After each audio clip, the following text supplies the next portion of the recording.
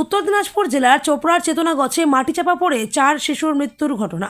দার্জিলিংয়ের সাংসদ রাজু বিস্তার ঘোষিত ক্ষতিপূরণ মিলল বৃহস্পতিবার। চেতনাগছ এলাকায় একটি মন্দিরের উদ্বোধনে এসেছিলেন দার্জিলিংয়ের সাংসদ রাজু বিস্তার। সেখানে সংসদের দেওয়া প্রতিশ্রুতির কথা মৃত্যুর পরিবারের লোকেরা তুলে ধরেন। সংসদ বলেন অবিলম্বে তিনি তাদের হাতে টাকা তুলে দিবেন।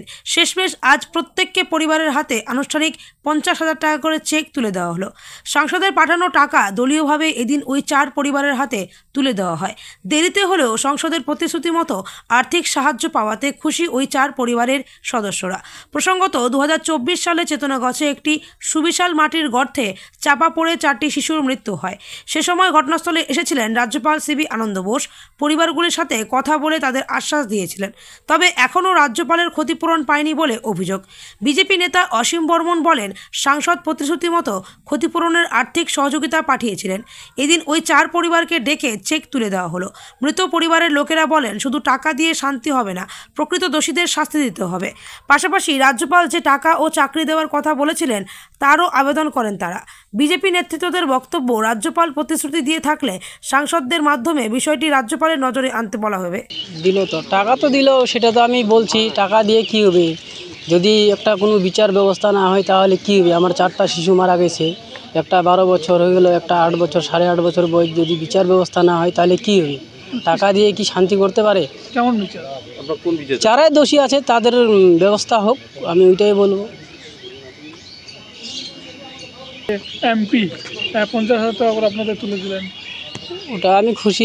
এমপি দিতে চাইছিল, দিল, এটাই বলবো। আপনার নাম? সমীরুল ইসলাম। এমপি সাহেব কথা দিয়ে কথা রাখলো, আমার 50,000 টাকা পেয়েছি। কতটা খুশি? খুশি এখন আমি কেমন ছেলেগুলোর থাকলে তো খুশি তো হতাম। টাকা দিয়ে কি খুশি হয় আমরা? আপনাদের এখনো কি দাবি রয়েছে? রাজ্যপালের টাকাটা দাবি রয়েছে, 1 লাখ টাকা করে দিতে চাইছিল, ওগুলো টাকা আমি এখনও পাইনি। আর একটা করে চাকরি দেওয়ার কথা, ওগুলোও নি পাই। আমার মেয়ে পড়ালেখা শেখার জন্য মাসে মাসে 5,000 টাকা করে দিতে চাইছিল, ওগুলোও পাই, আমি পেলাম না। এটা কি এমপি সাহেবের মাধ্যমে রাজ্যপালকে জানাবেন বিষয়টা? হ্যাঁ, জানাবো। আপনার নাম? কেননা আমি পড়ালেখা অনেকটা করেছি, বিয়ে কমপ্লিট করেছি, আমাকে একটা চাকরি দরকার। আমার স্বামী বাইরে থাকে, বাড়িতে থাকে। রাজ্য সরকার না কেন্দ্র সরকারের কাছে? কার কাছে চাইছেন? রাজ্যপালের সাথে। রাজ্যপাল দিতে চাইছিল একটা করে চাকরি। আপনার নাম? আমার নাম মনসুরা বেগম। আজকে প্রোগ্রামটা ছিল, প্রথমে এর আগে আমরা ঘোষণা করলাম যে 2024-এ 12ই ফেব্রুয়ারি যে আমাদের চেতনাগছ বুথে দুঃখজনক, এটা মনে করি আমরা মর্মান্তিক ঘটনা, যে 4টা শিশু মাটি চাপা মারা গেছিলেন। সেই পরিপ্রেক্ষিতে আমি এমপি সাহেব সেই ফ্যামিলিকে 50,000 টাকা করে ঘোষণা করেছিলেন সহযোগিতা করার জন্য। সেটা কোনো কারণবশত একটু লেট হলো আর কি, এমপি বাইরে ছিলেন, ব্যস্ত ছিলেন। সেই যে এমপি সাহেব যে কথা দিয়েছিলেন সেটা সে 4 ফ্যামিলিকে ডেকে এনে আজকে আমরা তাদের হাতে আমরা তুলে দিলাম। কত টাকা করে? 50,000 করে।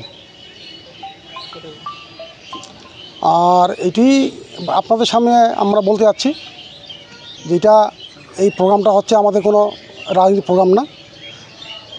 শহীদ ধরতে গেলে যে যাদের 4 জন মারা গেছেন তার বাবা মায় বুঝেন যে কী ব্যথা, তাদের যে ব্যথা, সেই ব্যথার আমরা অংশীদার, আমরা দুঃখিত। সেই ফ্যামিলি যাতে ভালো থাকে, সুখে থাকে, আমরা এটি কামনা করি।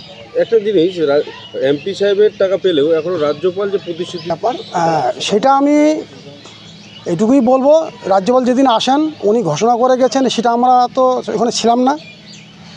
যদি রাজ্যপাল ঘোষণা করে থাকেন তাহলে আমরা সেদিনও বলছি, আজকে বলছি, আমরা এমপিকে বলবো, এমপি মাধ্যমেই রাজ্যপালকে নলেজ দিতে পারে। সেটা আমাদের এখতিয়ারের বাইরে, রাজ্যপাল আমাদের এখতিয়ারে পড়ে না, উনি আর পশ্চিমবঙ্গের রাখেন গভর্নর।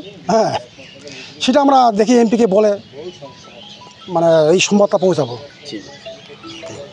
প্রোগ্রাম নির্বাচনের আগে গত বছর 2024-এ আমরা এখানে এমপি সাহেব এখানে যে মর্মান্তিক ঘটনা ঘটে, সেই ঘটনায় এখনও কারা গ্রেপ্তার হয়নি।